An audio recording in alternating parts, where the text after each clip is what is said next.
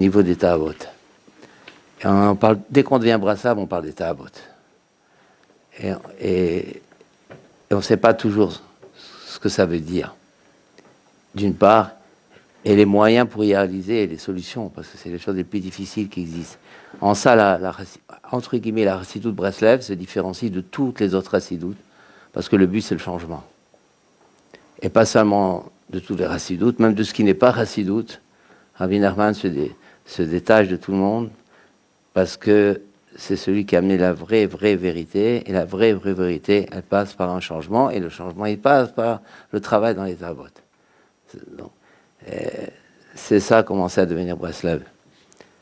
On a étudié la semaine dernière la Torah 47, une des Torahs les plus importantes dans l'écoute au niveau des Ta'avot, qui parlait de la Tabat Achila, et on avait aussi souligné que le fait que briser les Ta'avot pour Rabbi Nachman, c'est pas seulement changer, c'est pas seulement devenir un bon juif, un vrai juif, mais c'est aussi beaucoup d'avantages. Parce qu'on avait dit tout celui, comme ça Rabbi Nachman, il avait dit Meshuka, Betavat Achila, Meshuka, c'est la Torah 47. Tout celui qui est enfoncé, qui est plongé dans la Tabat Achila, il est dedans. Il n'y a pas de remords, il ne se travaille pas, il mange. Qu'est-ce qu'il fait de mal? Il mange. Il mange comme il veut, il mange comme il a faim, il mange. Donc celui qui est plongé dans ça, Beyadoua, Shiurachok Mina Emet, il est loin du Emet.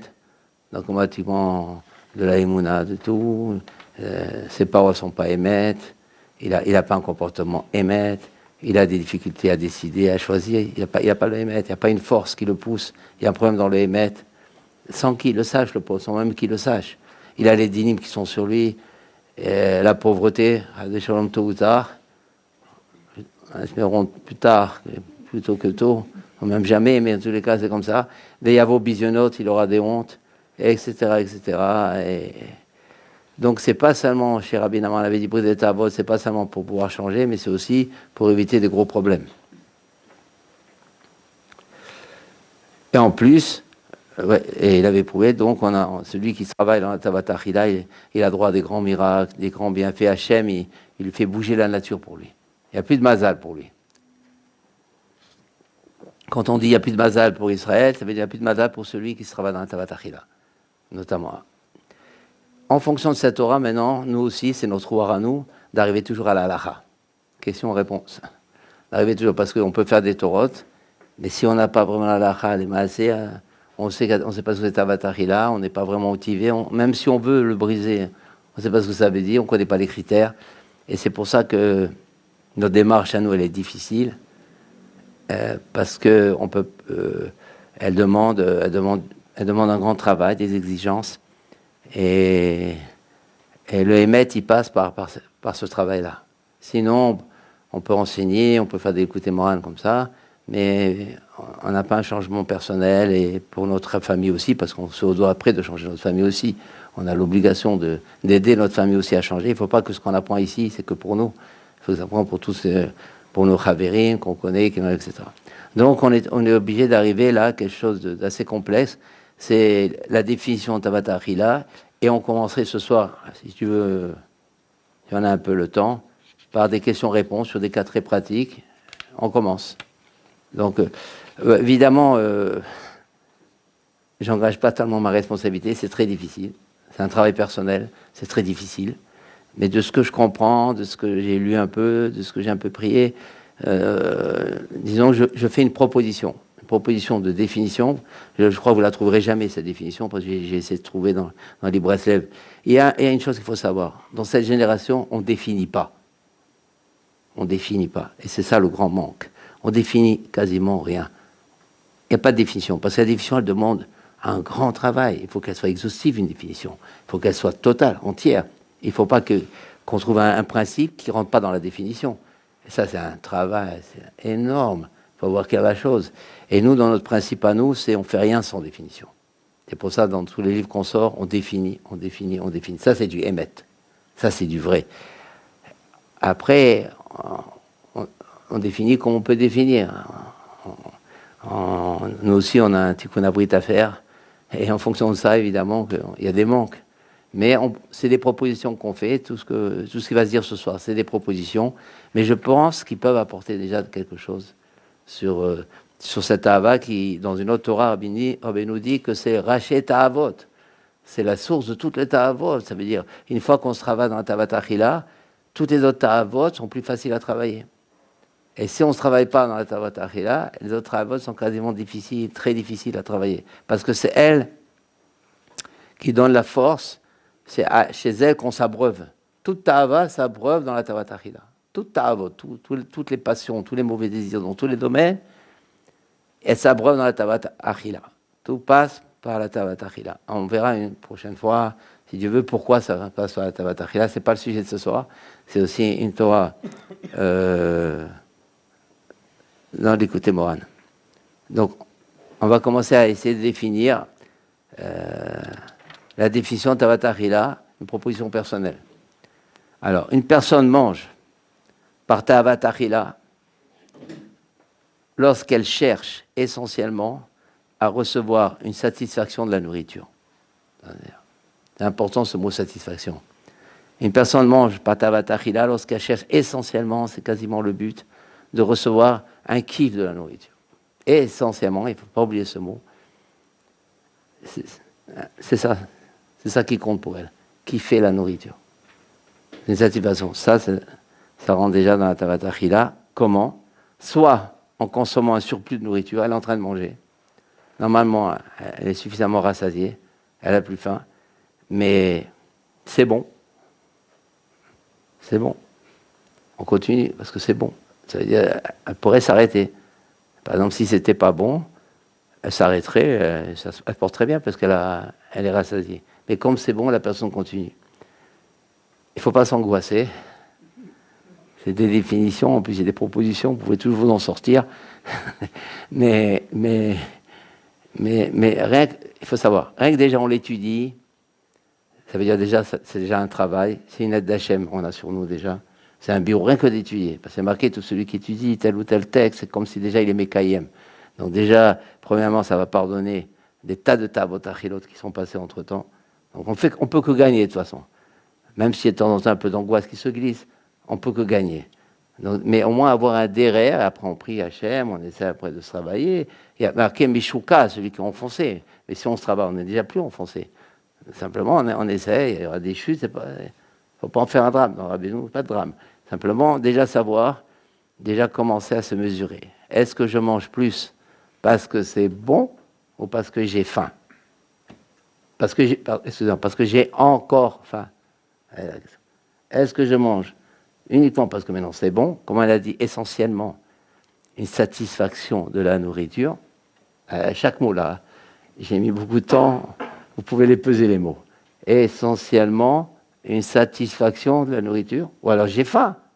On ne doit pas rester dans la faim. Si on reste dans la faim, on ne peut pas bien étudier, on ne peut pas faire le service, il faut manger. Il ne faut pas commencer, il ne faut pas avoir faim, c'est sûr d'avoir faim. On n'a pas le droit d'avoir faim parce qu'on perd dans la Vodat Hachem. Donc c'est sûr, il faut manger.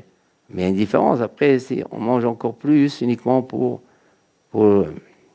soit, deuxième possibilité, en consommant une nourriture nocive pour la santé, pour le plaisir. C'est-à-dire que la personne mange, maintenant elle a devant elle deux aliments, l'aliment Aleph, l'aliment bête.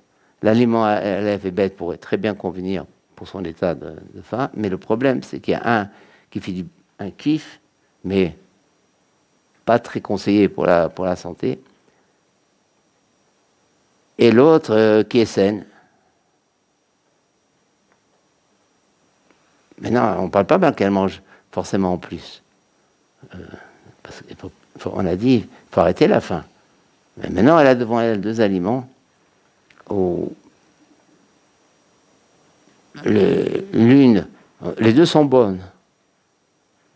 Mais disons, apparemment un peu meilleure, celle qui est nocive, parce qu'il y a un plus grand kiff, et l'autre. Donc, évidemment, ce qu'on dit maintenant, ça demande beaucoup de paramètres.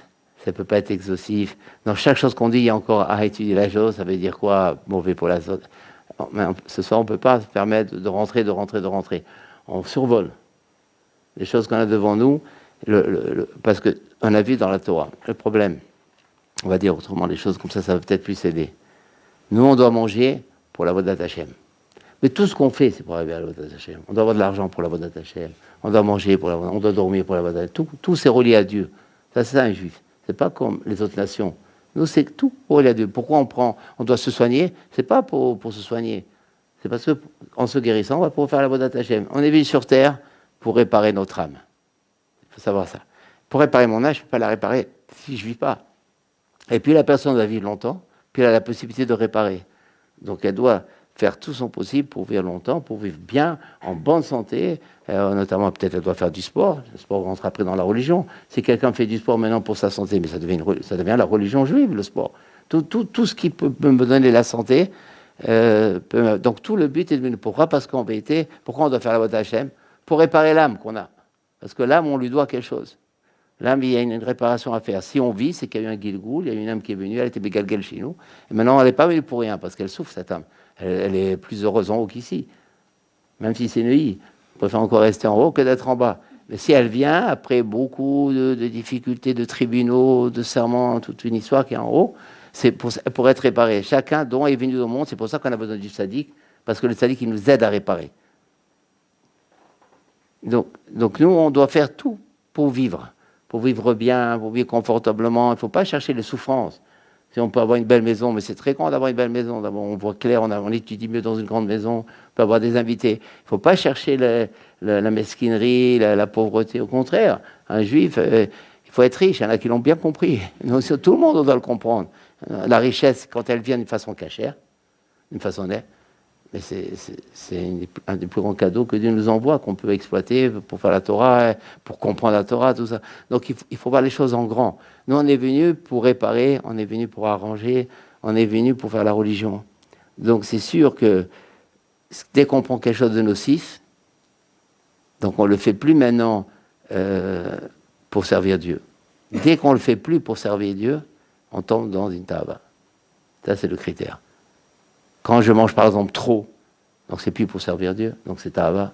Quand je mange quelque chose de nocif, déjà, alors que je pourrais combler ma faim avec quelque chose de bon aussi, mais qui est moins nocif, peut-être un peu moins bon, sinon j'ai pas le doute, c'est meilleur je prends, mais pas quelque chose que j'aime pas, quelque chose aussi que j'aime. Mais le nocif, il est un kiff royal, mais c'est aussi un problème. Donc, tout ce qu'on fait, c'est très schématique, il y a des degrés, on ne rentre pas maintenant là-dedans, on des grandes lignes, des autoroutes, on fait. On ne peut pas ce soir rentrer dans les chélotes chouvot. Mais au moins qu'on est un guédère, savoir que le nocif, c'est pas simple. C'est pour ça qu'il faut savoir aussi ce que c'est le nocif.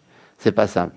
Alors, on relie. Donc, on a dit soit en consommant un surplus de nourriture, soit en consommant une nourriture nocive pour la santé, nocive pour la santé, uniquement pour le plaisir, alors pas uniquement pour qui lui fait plaisir, alors qu'elle pourrait choisir de la nourriture saine pour combler sa faim.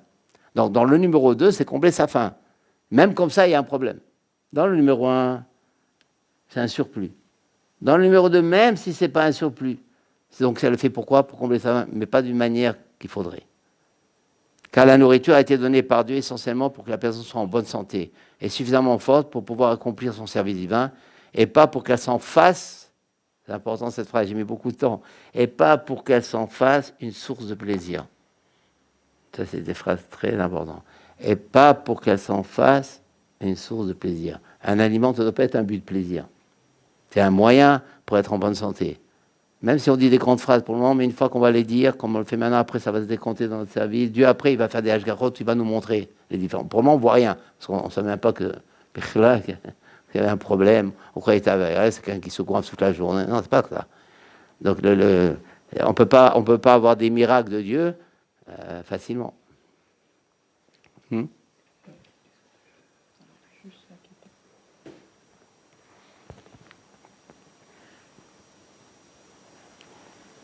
Donc, quand elle se fait d'un aliment une source de plaisir, elle achète la chose et ça, je vais en faire un kiff, c'est pas simple. Ça ne veut pas dire qu'il faut acheter quelque chose qu'on n'aime pas. Mais quand on fait un but de ça. Pour le moment, dire comme ça. Numéro 3. Soit en consommant la nourriture avec gloutonnerie. C'est-à-dire maintenant, elle mange parce qu'elle a faim. C'est bon pour la santé. Apparemment, non. Maintenant, il y a un autre problème. Elle mange, c'est la paracha bientôt, avec Esav. Elle est Annie, il a dit. Elle est Annie. Soit en consommant la nourriture avec gloutonnerie, rapidement et sans trop mâcher. Même si la nourriture est bonne pour la santé. Mais de manger vite, c'est pas bon pour la santé de toute façon. Il faut savoir une chose. Tout ce que dans la Torah, c'est à avot, automatiquement, c'est pas bon pour la santé. Parce que le plus grand médecin, c'est Hachem. Et donc, comme Hachem, il a dit, nous travaillons sur la Tavot pour qu'on soit en bonne santé, donc automatiquement, ce n'est pas en bonne santé dès qu'on fait les Tavot. Donc, ce que les médecins, par exemple, découvrent de ne pas mâcher, c'est très mauvais, c'est vieux. C'est dans la Torah, tout ça. Ça s'appelle des Tavas. Bien que la personne, maintenant, elle ne va pas manger forcément plus. Mais la manière dont elle va manger, ça rentre déjà dans le Tava. Et on le voit, hein, des fois, dans des restaurants, déjà en nous-mêmes. Mais c'est bien quand on le voit chez d'autres qui en font plus que nous, ça nous aide à comprendre aussi ce qu'il y a chez nous.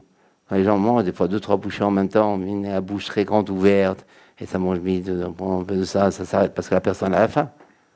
Et là, l'épreuve. La personne a la faim, donc elle prend vite, surtout quand c'est des choses qui s'accompagnent en même temps.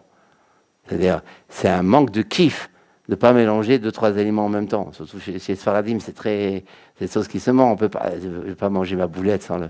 Ça ne veut pas dire qu'il ne faut pas le faire. Je ne rentre pas maintenant dans des choses très précises.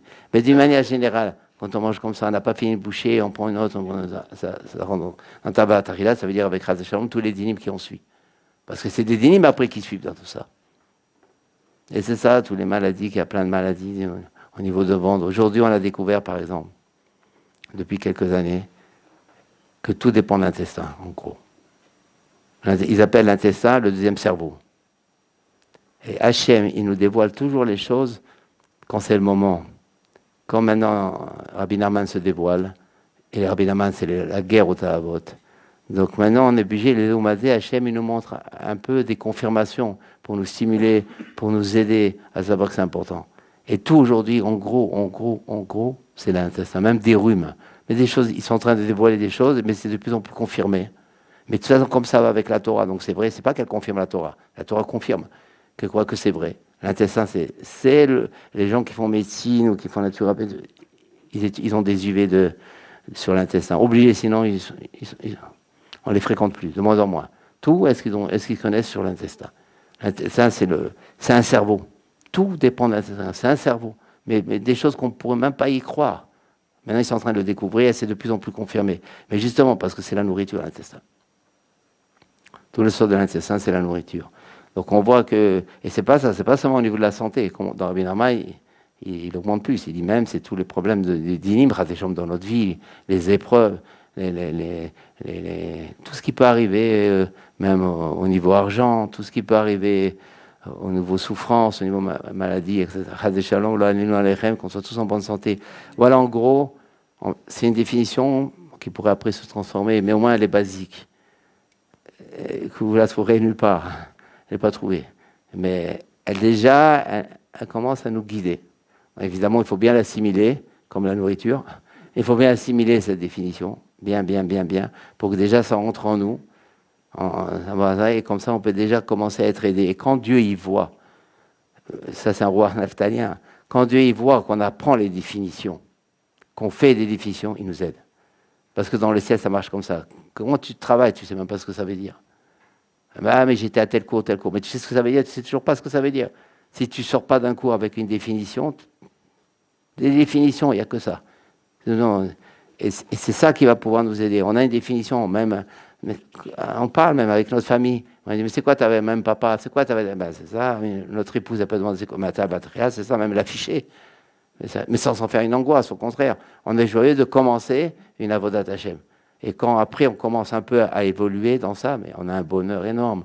Et puis on se dit, mais qu'est-ce qu'on était hier? Qu'est-ce qu'on était avant-hier?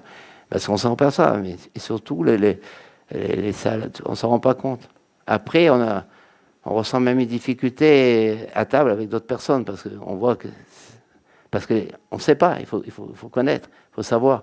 Et peu à peu, mais c'est capital, c'est une Torah dans Rabbeinu, il y en a une autre aussi, il y en a plusieurs, où il nous dit que tous les dynimes, ils viennent sur la personne, Chadé Shalom, toutes les souffrances, tous les problèmes, c'est Tavat Achila. Parce qu'Hachem, il est très makpid sur la Tavat. Parce que la Tavat Achila, c'est la source de toutes les Tahavot. C'est-à-dire, on n'a aucun espoir. Yeshiou, je travaille ailleurs. Aucun espoir. Parce que c'est la source. Il faut commencer par ça. Et justement, Zé ou Mazé, aujourd'hui, on parle que de nourriture. On parle que de nourriture. On montre les meilleures recettes, on reste des heures dans la télévision, des recettes de cuisine. On l'appelle le chef. Et si vous remarquez, il meurt assez. Il y en a pas mal qui meurent des chefs.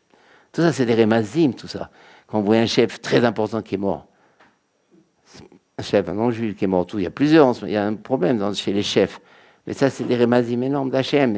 Hachem, il aime qu'on voit les rémazim. Hachem, il veut plus de chefs dans la cuisine. C'est quoi ces chefs dans la cuisine? Après, c'est pas ça. Comme il dit Rabbeinu dans une Torah, on est assimilé par les non-juifs. Et donc, on fait comme eux, les belles cuisines. Ça ne veut pas dire qu'il ne faut pas faire une belle cuisine à Shabbat. Mais c'est sûr, il faut faire une belle cuisine à Shabbat. Mais on parle, pour le moment, ah oui, j'ai oublié aussi de préciser, on parle pour la semaine. Ça ne veut pas dire qu'à Shabbat, il faut être un goinf. Mais c'est déjà différent, Shabbat. C'est différent, il y a marqué on est avec Shabbat. Il faut un plaisir, il faut un kiff, mais qu'on n'a pas forcément en semaine. Pour le moment, on se limite en semaine.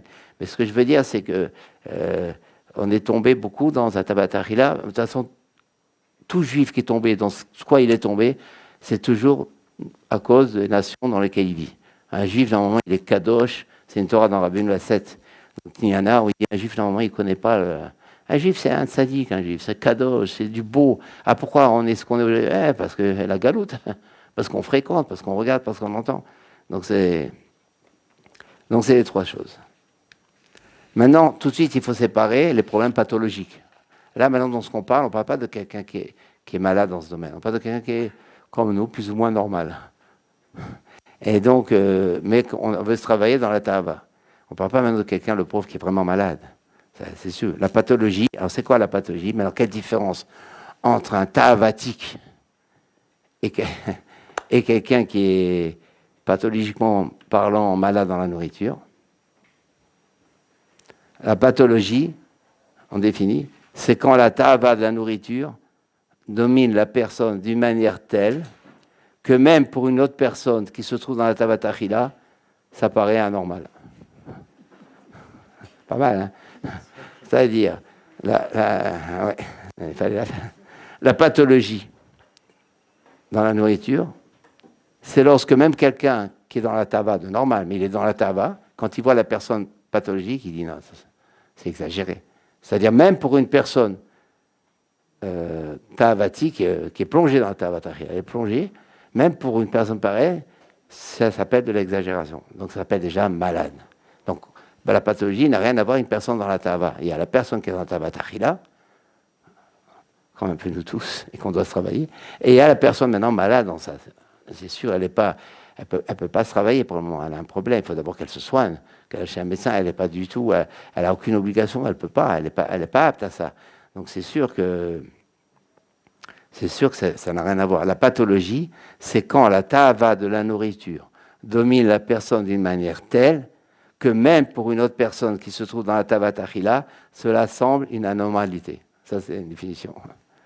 La personne mange, alors c'est quoi la personne pathologique? Pas la personne tavatique, la personne pathologique. La personne mange excessivement, mais excessivement, et je pense que c'est un chilouk important à Pilam Danout, c'est qu'une personne qui est dans la tava, pas pathologique, elle mange beaucoup, excessivement, après ça arrête à un moment donné. Mais la personne qui est pathologique, c'est continuel, c'est répétitif. Toujours, il faut qu'elle mange quelque chose. Ça n'existe pas. On parle avec elle, ça s'arrête, il faut qu'elle mange, il faut qu'elle prenne un truc. On va faire une discussion d'1 heure, il faut qu'elle ait quelque chose sur la table, il faut qu'elle ait quelque chose à boire. Ça, c'est déjà pathologique. Donc, il y a c'est ce qu'on appelle, ce que j'ai mis comme mot, répétitif. Je pense à Pilam Danout, parce qu'il faut trouver des chiloukim maintenant pour avoir un peu clair sur la chose. C'est répétitif. C'est-à-dire, donc non seulement elle mange de façon, et puis c'est excessif. Il faut toujours quelque chose, ça c'est déjà un grand problème. Ça, il faut se soigner parce que ça peut aller après à des shalom, dans des choses plus graves que ça. Et c'est difficile, mais on y arrive. Donc la personne mange excessivement d'une façon répétitive, sans nécessairement ressentir la faim. C'est pas forcément la faim. Ça manque quoi? Visant à compenser un sentiment de mal-être, elle n'est pas bien. C'est pathologique, automatiquement elle n'est pas bien. Les aliments choisis sont souvent très caloriques, souvent sucrés, parfois salés.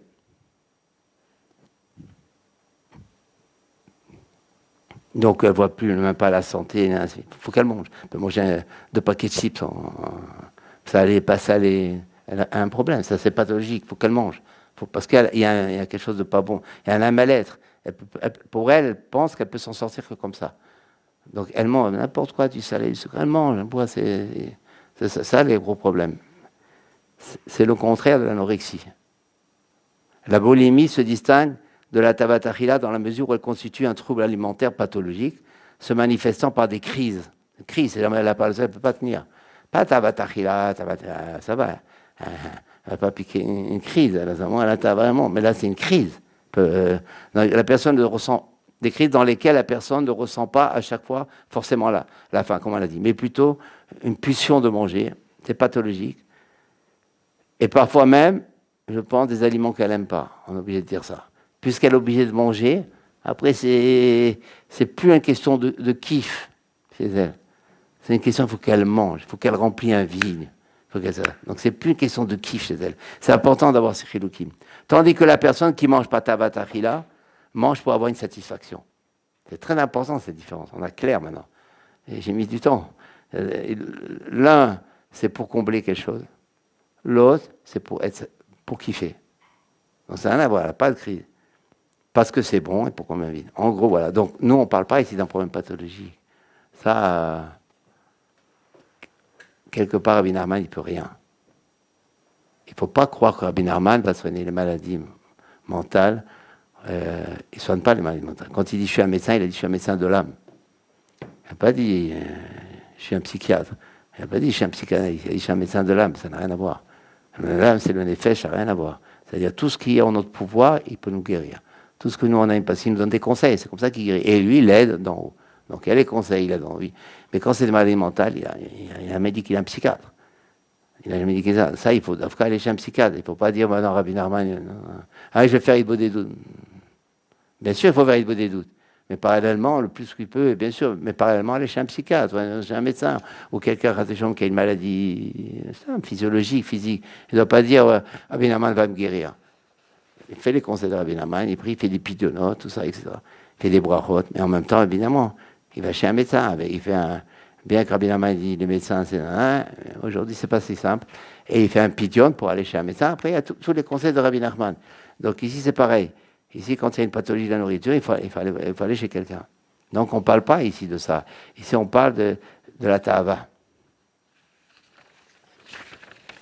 Alors maintenant, on va commencer. C'est le plus dur. Question-réponse, un petit peu. Le temps que ça m'a mis. On va commencer déjà.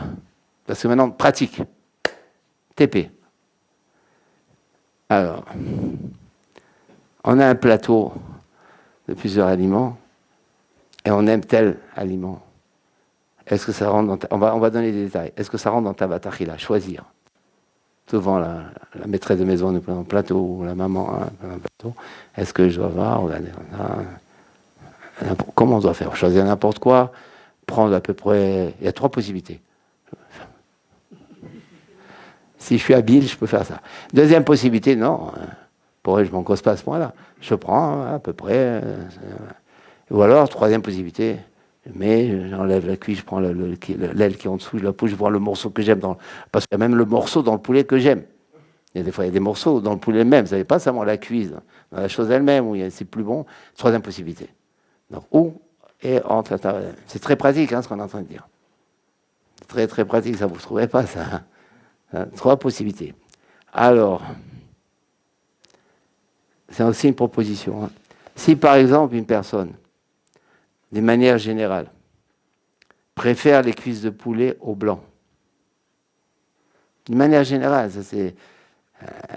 toujours, c'est les cuisses de blanc, ça... Elle n'aime pas tellement. Elle n'aime pas tellement. Ça la... d'une manière générale, elle ne mange pas le blanc. C'est quelque chose qui est un petit peu... Elle peut repousser par le blanc, comme beaucoup. Elle aime les cuisses de poulet. Bien sûr qu'elle choisit les cuisses de poulet. Parce que la Torah, c'est la vie, c'est pas la tristesse, c'est pas l'angoisse. Sinon, après, déjà, tous les problèmes qu'on a dans la vie, toutes les épreuves qu'on a dans la vie, si en plus, je peux pas manger ma cuisse de poulet, après tout le travail que le mari il travaille, c'est sûr, il peut manger sa cuisse de poulet. Il prend pas le blanc, il n'y a pas de masochisme dans la Torah. Donc c'est sûr, il mange sa cuisse de poulet. Mais si par exemple, dans le morceau lui-même, il cherche vraiment, il fouine, vraiment, il veut la chose vraiment qu'il aime bien, bien, là, commence. Ne posez pas de questions, on verra plus tard plus de détails, mais déjà en grande ligne. Quand il fouine, quand il cherche vraiment, il voit vraiment le morceau qu'il aime vraiment, le top. Là commence. Là commence un problème, donc automatiquement, Ras Shalom, des dynimes. Il faut toujours avoir cette Torah dans la tête pour être stimulé. Pour se dire, attention, quand je fais comme ça, qu'est-ce qui va me tomber sur la tête? Mais ça aide beaucoup, ça. Sans s'angoisser. De toute façon, quand Hachem, il voit qu'on essaie de faire des efforts, déjà, c'est merveilleux. Il dit, bon, mais pas qu'il a joué comme on a toujours joué. Comme nos parents ils disent, mange ce que tu aimes, prends le meilleur, tu préfères ça. Ça, c'est toute l'éducation qu'on a reçue. Il ne faut pas en vouloir à nos parents. Parce que même ils l'ont reçu, et peut-être nous-mêmes, on continue avec nos enfants. Mais ça, il faut fuir ça. Ça fait beaucoup de mal.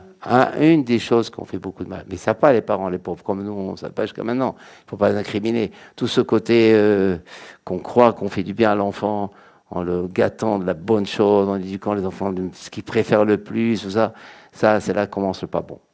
Et pas bon à tous les niveaux. Parce que l'enfant, non seulement il va rentrer dans la tabac, mais avec tout ce que ça a, les conséquences derrière. Après, il ne faut pas s'étonner que l'enfant, il se rebelle après auprès de son père. Parce qu'automatiquement, il n'y a pas le date. Et donc, il peut se rebeller après avec son père. Et après, son père, il dit, mais je ne comprends pas, j'ai gâté mon enfant. Mais justement. Tout ça, c'est tout le... Ça commence à être juif dans Rabbi Nachman. Sans s'angoisser, sans être dur. Pas du tout, en compensant toujours. Mais peu d'un moment, on commence à expliquer à l'enfant. Il dit, mais toi, t'es un tzaddik. Encore, l'enfant, il ne faut pas trop en faire, mais surtout déjà pour nous.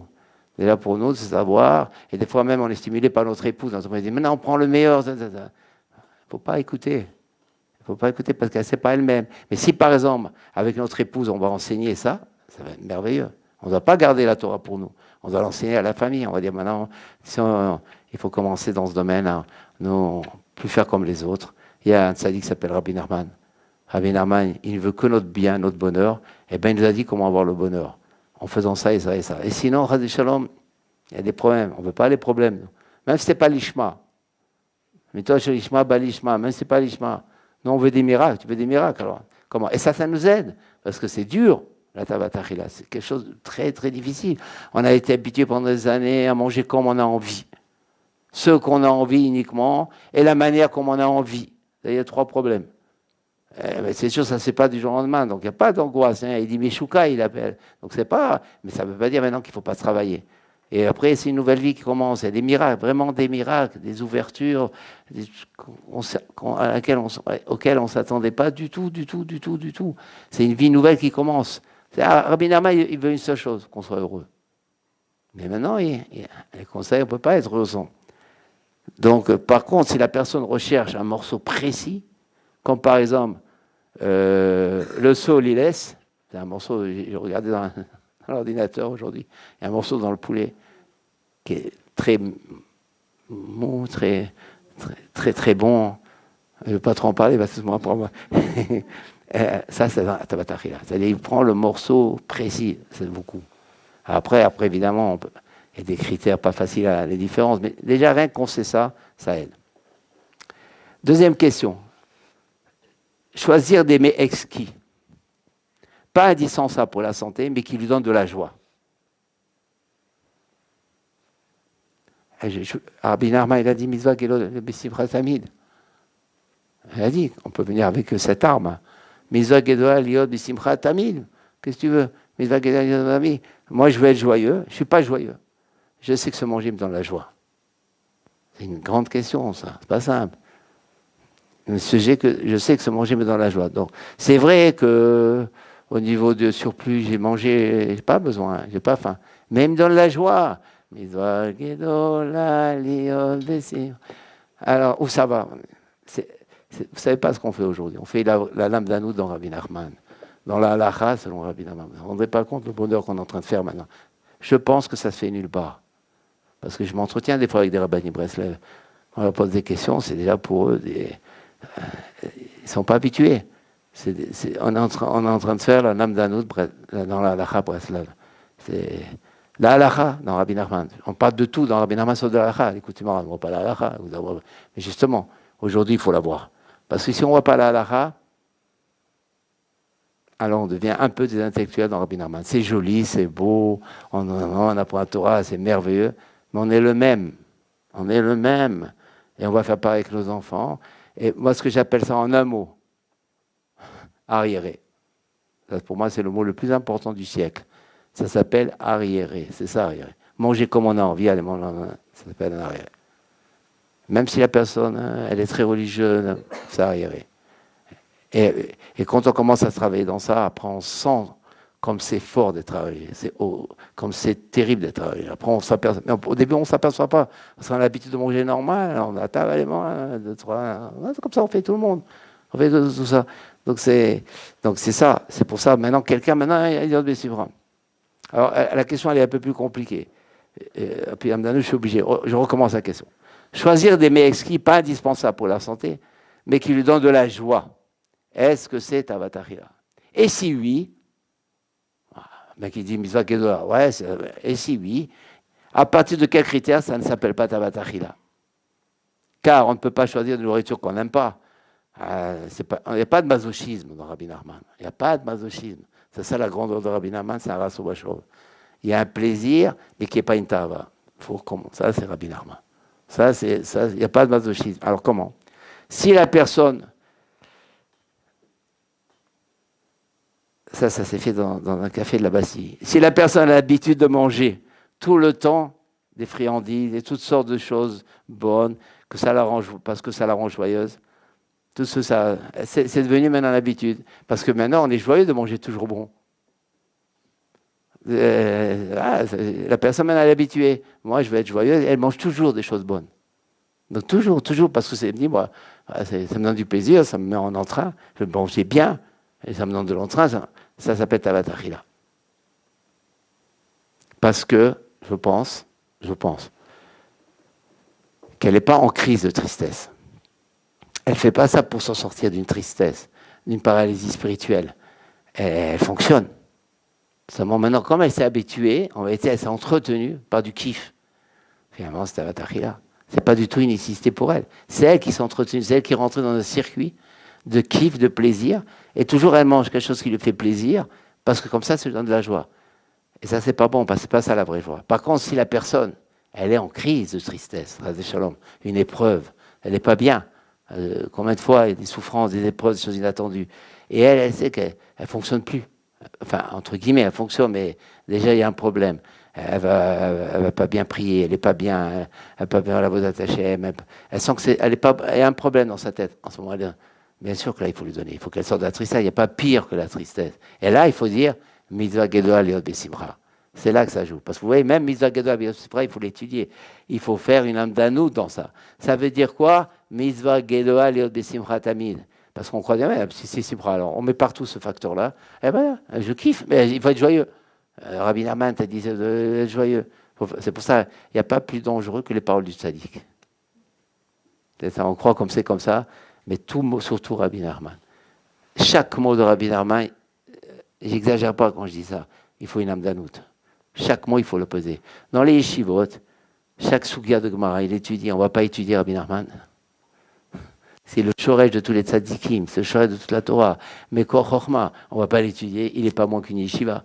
Donc de la même que dans une yeshiva, quand on fait une Gemara, chaque chose, mais ça veut dire quoi exactement? Ça veut dire quoi Chazaka? Ça veut dire quoi Shibudagou? On étudie chaque chose. On parle d'une bonne yeshiva. On prend le mot comme ça. On ne va pas faire pareil dans Rabbi Nachman. Mitzvah Gedola, bien sûr, c'est moins qu'une Mishnah. Vous croyez que c'est moins qu'une... C'est plus.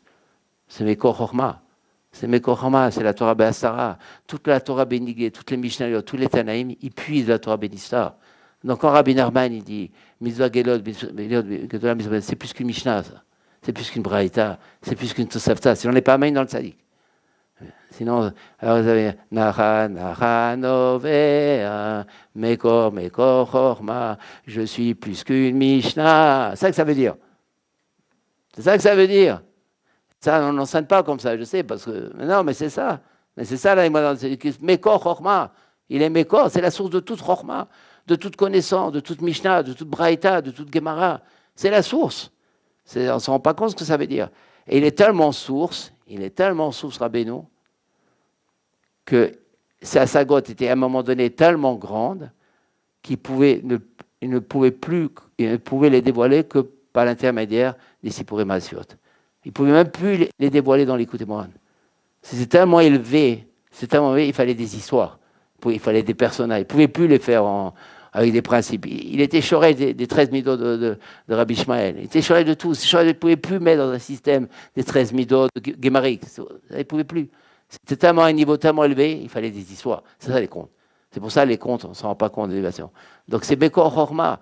Donc quand il dit maintenant Mitzvah Gedola Liot Besimrat Tamid, mais ça s'étudie ça. Ça se chante et ça s'étudie. Et si on s'étudie, on le chantera encore mieux. Ça, donc ça veut dire que c'est la source de tout. Donc c'est pour ça que ce qu'on disait tout à l'heure, que quand il faut savoir ce que ça veut dire, et justement, quand quelqu'un, par exemple, il est en crise, mais c'est sûr, là, il faut le mettre. Il est en crise, il a une angoisse, il a un stress, il y a quelque chose, comme ça arrive, hélas, à tout le monde et à n'importe comment.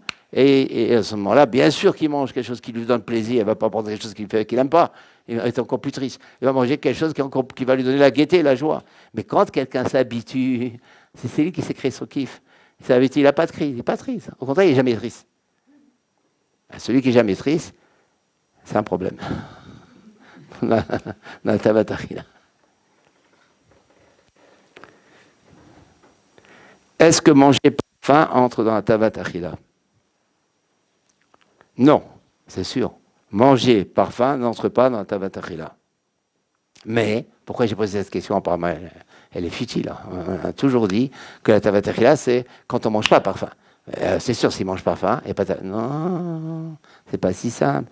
Tout dépend de ce que la personne mange et de sa manière à manger. Donc il y a 3 facteurs qui doivent toujours nous travailler. Est-ce que je ne mange pas plus qu'il en faut? Est-ce que c'est bon pour la santé? Et est-ce que je mange comme il faut manger? En gros, on a ces 3 points-là qui peu à peu vont s'intégrer. Ça va peu à peu, doucement, doucement. De toute façon, si on va se revoir, il y aura encore beaucoup de questions-réponses. Et à force, après, on va commencer à rentrer plus ou moins, on va cadrer l'histoire. Parce que c'est extrêmement difficile à cadrer cette histoire. C'est écrit nulle part, ce qu'on est en train de dire. Nulle part. Parce qu'il faut rentrer dans un café. Pour arriver à ça. Après, ça va rentrer. Mais c'est ça les 3 points. Ça, donc c'est pour ça de manger, et surtout la paracha la semaine bientôt. Avec Toldot. Non? À l'Itanina, avec Esav. C'est Minashamaïm, comment Hachem, il a fait les choses. Il faut voir le remez, quoi. On enseigne ça au moment où il y a la paracha qui parle de ça, avec Esav. Ah ouais, donc ça doit nous aider, parce qu'on ne veut pas ressembler à Esav. C'est ça le problème. Donc ça doit nous aider dans tout ça. Et donc, bien sûr, il y aura beaucoup de questions, on va vous en avoir. Donc, on ne peut pas aujourd'hui faire plus. Déjà, on va s'attabler, mais il faut toujours manger dans la joie. Il ne faut pas rentrer chez soi. Si vous avez préparé un bon mets à cuisiner, il faut le manger. Il y a la baltachrit. Quand quelqu'un il ne va pas manger et on lui met du blanc, et le blanc il n'aime pas du tout, il ne va pas choisir le blanc, il dit moi Rabbi Nachman, il y a baltachrit, tu as pris une chose, tu fais encore un péché, il faut que tu le manges, on va le jeter ce blanc-là, il est mis dans ton assiette. Bien sûr, on a dit c'est quand quelqu'un, c'est sûr s'il n'aime pas la chose vraiment, il ne va pas choisir quelque chose qu'il n'aime pas, jamais. Ça s'appelle du masochisme. C'est quand c'est dans les préférences que ça commence. Mais quand c'est il n'aime pas, il n'aime pas. Alors, tu vas me dire, Rabbi Nachman me dit de manger quelque chose que j'aime pas. Jamais il dira ça, Rabbi Nachman. Ouais, Rabbi Nachman, il faut savoir, il est humain. C'est lui qui est humain. Comme il a dit Rabbi Nathan, j'ai rencontré qu'un seul homme, c'est Rabbi Nachman. Donc ça veut dire qu'un seul homme, c'est qu'il est au moins humain. Donc nous qui croyons, mais non, mais c'est pas gentil, c'est nous qui ne sommes pas humains. Parce qu'il a dit, il n'y en a qu'un. Et voilà, avec l'aide de Dieu qu'on y arrivera. Mais sachez qu'on a fait des grandes choses déjà ce soir. C'est quelque chose que on va donner à l'âme. Amen, mais j'aimerais bien faire. C'est quelqu'un a un sidour.